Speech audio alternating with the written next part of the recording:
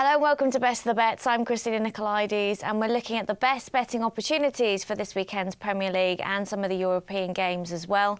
Regular guests, once again, Sam Dymond with a bid this week. He's our football expert and editor of bestofthebets.com. Welcome, Sam. Hello. And Gareth Walker, who is our bookie extraordinaire from HeavenBet and mermaidbet.dk. How are you doing? Very well, thank you, Christina. Good. We're going to get cracking. First game, QPR versus Stoke. QPR are 2.2 for this one. The draw's 3.3 and Stoke City 3.4. QPR beat Stoke in dramatic fashion towards the end of last season. Yeah. They need to win at least 4 of their last 5 games. But I think they can start with a win here because, as we say, Stoke are just in this freefall. Goals is a problem. They're very good at keeping them out, and it means that there's just been 69 goals in Stoke games this season. It's by far and away the lowest, 2.09 on average a game, and that's even less away from home. It's just 1.88. They failed to score 15 times in the Premier League this season. You can see where the problem is. Stoke beat QPR 1-0 earlier at the Britannia back in November, and that was to be honest, that was the first game where it really sort of highlighted to me just how poor this Stoke side are. Yeah. They got a win, but they barely deserved it. QPR dominated the game, but I think it's going to be a very similar. Last two have finished 1-0. I think this is going to be tight as well. QPR's 4 wins this season have all come after the break. They've all gone in at half-time level and gone on to win in the second half. Okay. So that's the way I'm going to go. I'm not going to back QPR just to win on 90 minutes. I'm going to go draw half-time, QPR full-time for this. Gareth. That's priced at 5.3, so that's draw half-time and QPR to win the game at full-time. I'm going to basically go against everything I've been preaching over the last few months and basically sort of ignore a lot of stats that you associate with these two teams. Stoke have been a great team for unders, not scoring a lot of goals. I think it's well documented that they've had 5 points in 2013, and it seems everyone's clamouring everywhere saying, oh, this is the team, Stoke are going to go down, they're in freefall, they're going to go down. I don't think they will go down, and I just think Stoke can feed on a bit of negativity that'll be round the home stadium. And at 3.4, it's big enough to tempt me in, actually. I think there could be goals here, which is very unusual for a Stoke game. Yeah. But I like the both teams to score, which is 1.85. Can you really see Stoke changing their whole mentality? I mean, apparently certain players have come out and said they want to do this towards the end of the season. And Pullis is, he's a very I've got faith that Pullis will. There's no inexperience or youth in that side, which is probably it is a negative moving forward. But just in terms of getting them out, one win and suddenly it all changes, as we've seen with Sunderland last week. All doom and gloom, suddenly one win and they're world beaters. And the same can happen with Stoke. They've got this game, they've got a couple of others coming up which are very winnable. I think Stoke will be fine. And I say I'm sort of ignoring a bit of logic here, but I think 3.4 at the prices, I just have to go with the away win. My only concern about QPR is the fact that Bobby Zamora is still suspended. Yeah, he is. And I've said it all along, no one's really seemed to pay any attention to me, but Loic Remy on his own up front is quite ineffective. Yeah. I completely disagree with Gareth, really. I think this will be a tight, horrible game and probably separated as it was last season by maybe a set piece towards the end. Yeah. OK.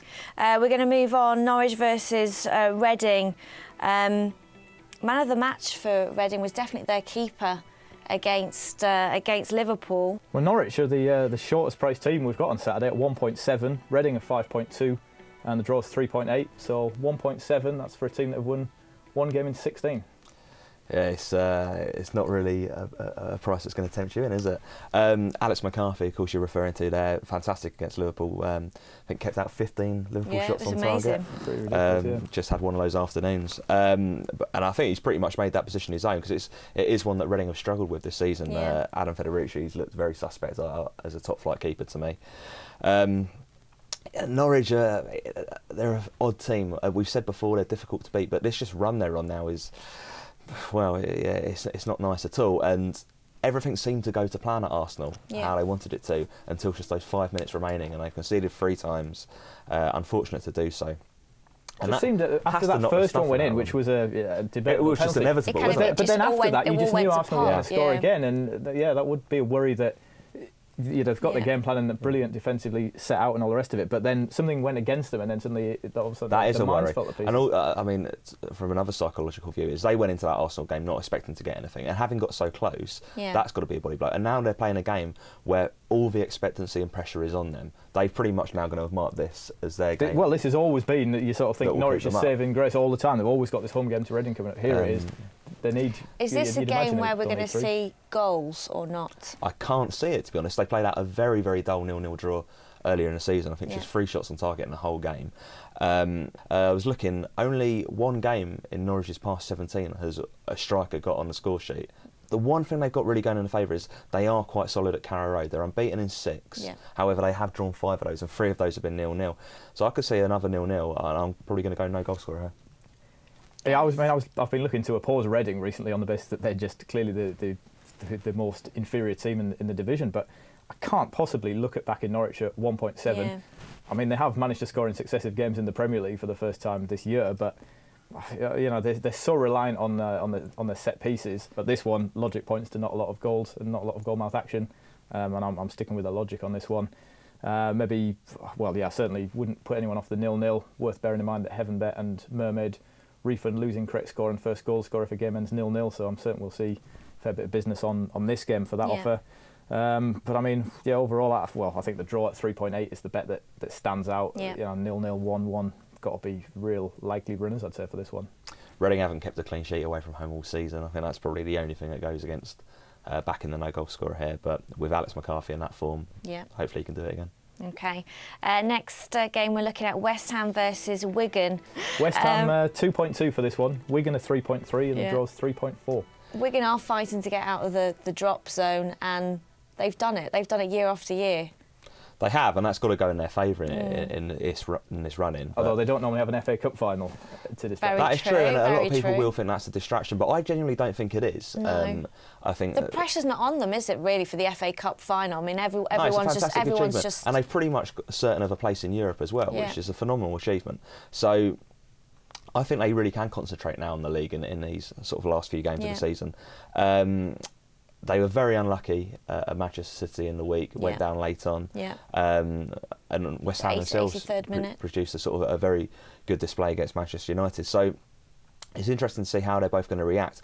I just feel with West Ham is they again put a lot of energy into this game in midweek, eye-catching result live on the television. And when they've done that before, and I think particularly when they beat Chelsea at home early in the season, the run they went on after that was very poor in comparison. And I think Wigan could go here and actually catch them cold.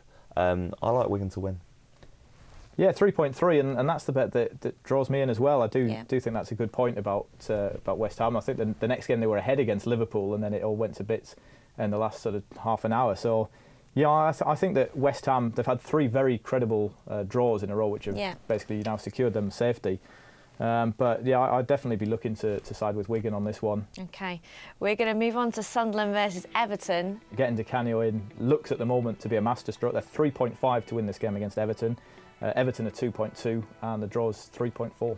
I think Sunderland have enough now to breach them. That I think the sort of the confidence and this newfound responsibility in the team that we haven't seen for a long time, very evident in the goals they scored. The negative they have now is their record against Everton is rotten. They haven't beaten them in 19 games in all competitions. But I think this could be a sort of fixture to keep an eye on, and I quite like prices about a score draw.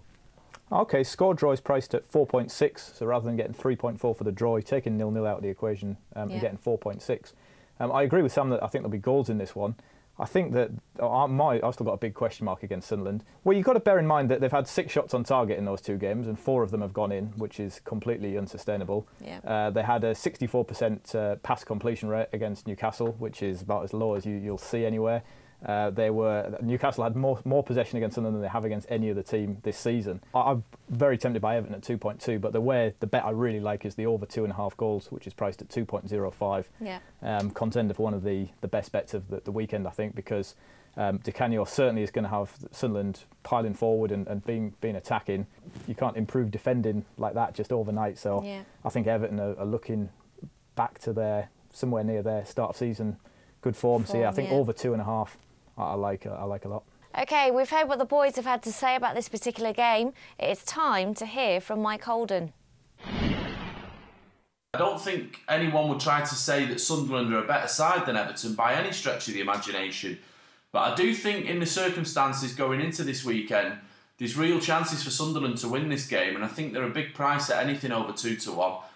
Everton went to Arsenal in midweek and, played out what would have been quite a taxing game at the Emirates. But they have to win this game, Everton, and I think the fact that they have to win as a team that's drawn so many throughout the season, I think that sense that they have to commit so much to getting the full 3 points might leave them vulnerable. And I think there's real chances there for Sunderland to push away from danger.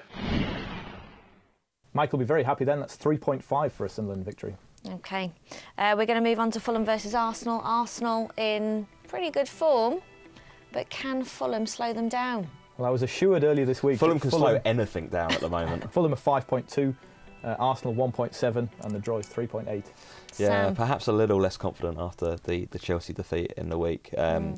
Because the point I'm making is with no... Ashkan Dejaga and no Damien Duff, there's a real lack of width and there's such a lack of pace in the side. We've mentioned before that it's a very old, experienced 11 that they've got. Yeah. But just so many times in the week when they were in a good position to counter, the game is slowed right down. The lack of pace in the Fulham team was so evident. I can just imagine someone like Oxlade-Chamberlain or Theo Walcott sort of really causing problems, and it's Theo Walcott that I'm looking at as a first goal scorer option. Yeah. Walcott is priced at 5.3. I'm drawn to these Arsenal stats about how well they do late in games. It's not a new angle to look at them with, but 18 goals now in the last 15 minutes of games, far more than anyone else has managed. So tempted by the Fulham half-time, Arsenal full-time option, which is 21. 5.2 is tempting though. I was looking, thinking, well, I suppose Arsenal haven't really been convincing in some of these recent games. Norwich, West Brom, Everton. Yeah, 1.7 away at Fulham. Fulham's price has drifted. I'm more inclined to back them because they didn't win in the week. If they'd beaten Chelsea, it would have been party time for 2 days and no preparation for this. Whereas as it is, well, no, he wouldn't have turned up for filming today. Quite possibly. Yeah. Right, we're going to move on. 4 more teams in action. Swansea versus Southampton, West Brom versus Newcastle. What are we thinking on these particular games? I'm going to go for, I actually think Southampton, fantastic run of form. Definitely go for Southampton. And I'm even going to go for Newcastle again. Southampton, Newcastle, they away double. I think she just read my away double because I quite like those two teams as well.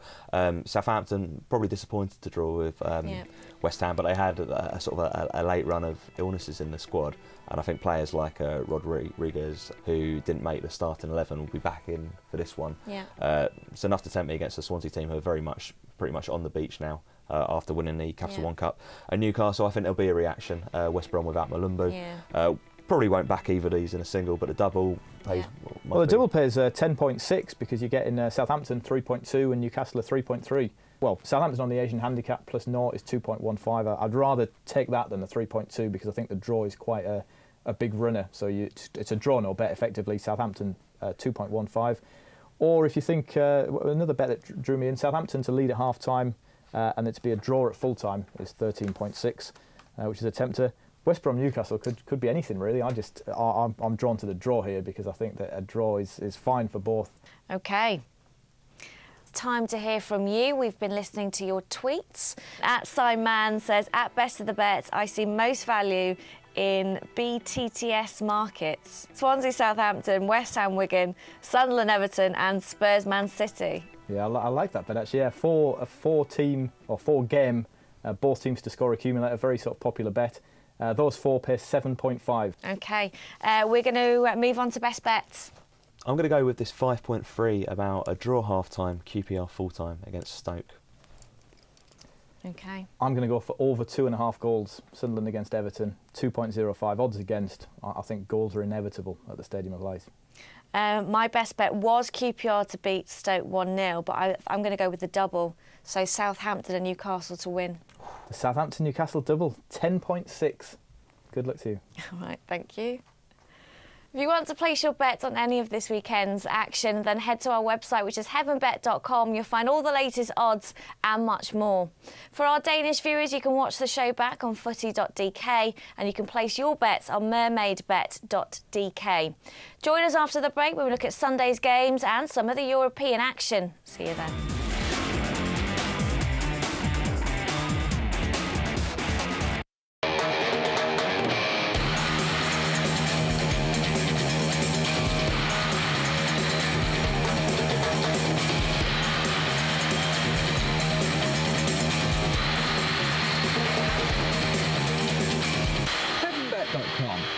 betting site from Poker Heaven.